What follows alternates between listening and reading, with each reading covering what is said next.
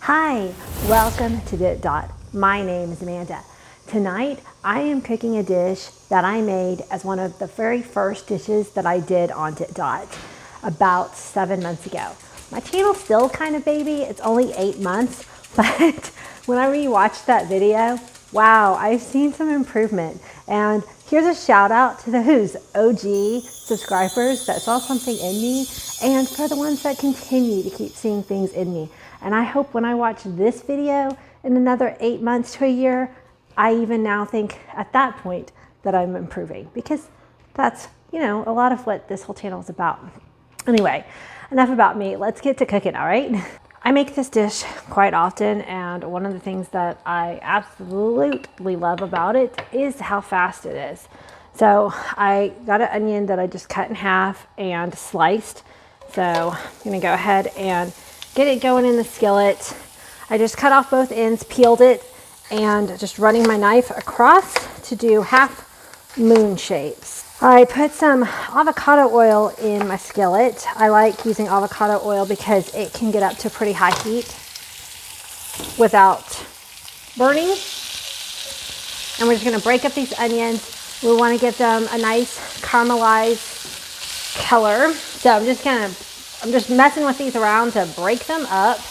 I'm gonna go ahead and, instead of my white salt, I'm gonna use some of this applewood smoked stock, just to give a little smoky flavor. And a little bit of pepper. I don't know, something about just onions cooking already just smells amazing in the kitchen. I'm cooking dinner ridiculously early today. It's 3:30, but my kids have to go to Taekwondo at 4:30 today, and they are going for 4 classes tonight. And so I'm making up this dinner, and they're gonna pack it and eat it between some of their classes. They are now, when I first filmed this video, they were working on their black belt. I'm lowering the temperature just a little bit. They are now black belts, and they're leadership students, and they go to Taekwondo about 6 days a week. They love it. So this is shaved beef steak. It is insanely quick cooking. I'm gonna grab a little bowl to put these onions in when they're done, and then that way we can cook the steak. Okay, I'm gonna pull out some oregano, dill, garlic powder, and paprika. And these are the seasonings I'm gonna use for the beef. You don't wanna add your beef to the onions because it will actually overcrowd the pan, and then your beef won't get good flavor. And so that is one of the downfalls of cooking in a cast iron skillet. The thing weighs a freaking ton, so lifting it up to empty it out sometimes is a pain. I think I'll just scoop out these onions, give them a little bit longer to cook. It's so funny how many things can change in 7 months and how many things just stay the same. When I was rewatching my video last time, Watson was laying right there in his bed, and there he is again today while I'm cooking. That's just so funny. I don't actually go back and rewatch a lot of my videos. Like after I'm done editing, I rewatch them usually 1 or 2 times through to see if I want to change anything after editing. But then after they go up, I usually don't go back and rewatch them. So this is the first one that I've gone back and rewatched one of my early videos. And I said so much. I still say occasionally, but I have gotten a lot better. It's just really interesting to see the progress. Okay, so I'm scooping out these onions, and it's okay if I don't get them all. I just want to be able to have enough room for this beef to cook. So I love this shaved beef. I use it for making Philly cheesesteak bowls, which is similar to this whole method, except I'll use bell pepper and different seasonings, of course. I'm gonna go ahead and put it in 2 batches. Oh, let me add a little bit more oil. That one's olive oil. I kind of go back and forth between olive oil and avocado oil. I get this spread out, and then I'm gonna add my seasonings as it's cooking. So I've got a pinch of oregano, some garlic powder, the dill, And the paprika. I don't know, I just like saying paprika. And then in a second, we'll hit it with a little bit of lemon juice. I went to lunch today with a friend. Washington, you know, during coronavirus, shut down quite a bit. And then, you know, things have been opening back up. And I've started to go to restaurants occasionally. And I know the service industry has been hit so hard. So I wanted to make sure to do really good tips. But the couple of times I've gone out to eat, not only have the price has gone way up, the food quality has gone down, sadly. So I really just enjoy cooking at home more, but I do like going out to restaurants and supporting local, so it is hard. This piece is really big. I almost need to cut it. Okay, so it's not cooked all the way through, but that's okay. I'm going to go ahead and pull it. I'm kind of curious if in the city that you live in, have you noticed, oh, I forgot to do the lemon juice. I'll do that in a minute. I did that in the first video too. If you've noticed any kind of decline in restaurant quality, I don't know, maybe it's just because I've been eating so much more at home. I've just gotten to where I like my own food better. All right, just gonna use regular salt this time. A little bit of pepper, oh, a lot of bit of pepper. And then hit it with those same seasonings again.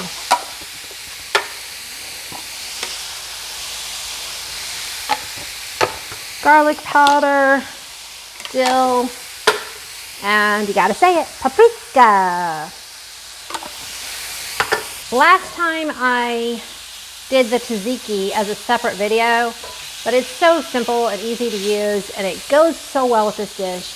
I think I will go ahead and show you how to make it again. Have it all in one video this time. This is actually close enough. I just want to get it heated through.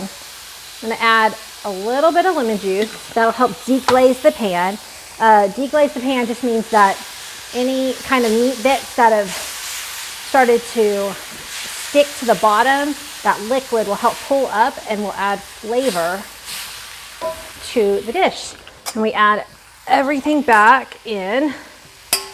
And then it's always good to taste as you go, so that way you can decide if you need to add anything back in. Like do I need to add more salt, or that kind of thing. So one other good benefit of cast iron is, like I said, it wasn't all the way cooked. So it's going to continue cooking a little bit here. Yeah, I did not add nearly enough salt. Actually, I want to hit it with all of my seasonings again. I think I kind of went a little shy this time. And a little bit more of the lemon juice.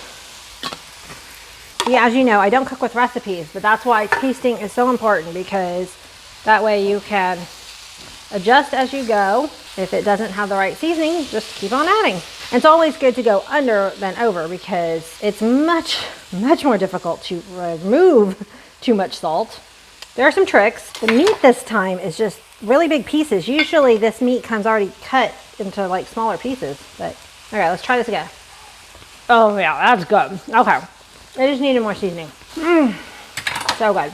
Okay, yeah, and by the way, these are not authentic gyro at all. This is a gyro inspired bowl. This tzatziki sauce is so easy to make, and you could make it in a food processor. I don't really feel like getting my food processor out. I'm just gonna grate this. Oh, this is, hold on. We'll put this towel down so my bowl doesn't move. I'm just gonna grate some cucumber up over a bowl. Okay, my bowl is still gonna move.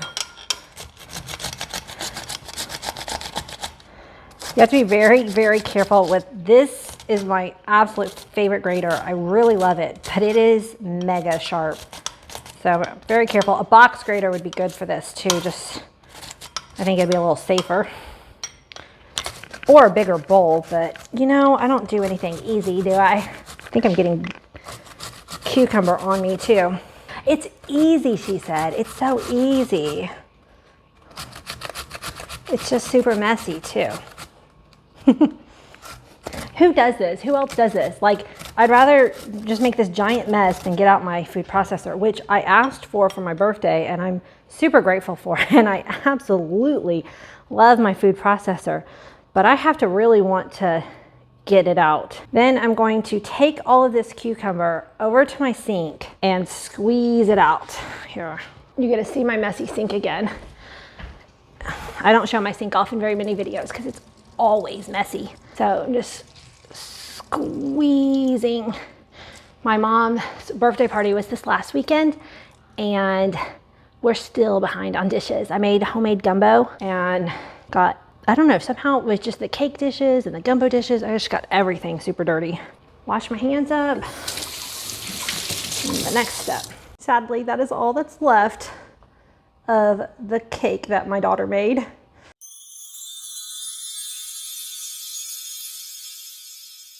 We finished it off at lunch today. I don't know, maybe my mom still has some of hers. I sent her home with like a bunch of the cake, and then we just left, got a little bit left. I'm the cook. My daughter Maddie is the baker. She loves to bake. So this is just plain yogurt. Now, if you do this in a food processor, you do want to just grate the cucumber in the food processor. Don't put the yogurt in with the cucumber. Otherwise, the yogurt becomes very runny, and it won't give you this thick, nice dip texture. Okay, now with my second this is a small rasp grater. See, on this big one, I would not be able to do that. I would cut myself. This one's sharp, but it's a lot more safe, but it's good for things like garlic that you want to grate very fine. You can cut yourself on it, so, you know, still be careful. I do like it for that. And see, then you get like garlic paste. I'm gonna put that in, and I put my dill up. Oh my goodness, it's already almost 4. This is usually a fast dinner, but I'm just really slow today. It's rainy, fall weather. I went out to lunch, had way too big of a lunch. I'm not hungry, but I need to cook dinner early. Who else can relate to that? The mom life, right? We do like to sit down together at the table and eat dinner together when possible, but it's just that time of life when kids' activities sometimes make it where we're eating dinner at different times. Okay, I'm gonna stir this up and we'll give it a taste. Oh, good. That's better than how I usually make it. Love it. Let's put together one of these Gyro bowls. I got rice going in the Instapot, and so we're gonna build us a bowl. Planted this giant tomato. I was just gonna see if there was any ripe tomatoes out here, but we've got a lot of rain over the weekend, so a bunch of them I better split open. Here's a couple. Let's see, it looks like there might be a good one down in here. Oop, nope, split open. I am not a gardener, but no, that one's split open too. Nope, that one's split open. Well, I'll keep looking. But yeah, our backyard's pretty boring right now. We're gonna plant some plants in it this next month, and I've got some herbs growing along the side here. But hey, I've got 2 to put in my Gyro bowl. Magic, y'all don't get to see Magic very often. She's camera shy. She doesn't like to be on video as often. But she wants to know what I'm doing out in the backyard. Say hi everyone to Magic. Say hi to everyone, Magic. So I have a beautiful bowl all plated up. I've got the spinach, and I put pretzels, red onion. What kind of olives are these? Oh, Kalamata olives. Some of those tomatoes from my garden, feta cheese, and then here's my tzatziki sauce to top it all off, and it adds just a really nice creaminess to the dish. All right, well, give it a taste. Get some of the rice and the tzatziki sauce.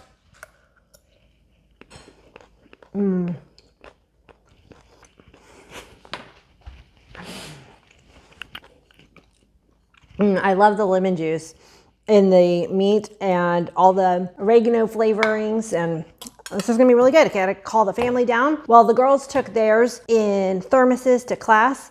My husband and I are gonna have a date night at home. I hope y'all have a good evening, and make sure you hit that subscribe button, and I will see you on the next video. Bye.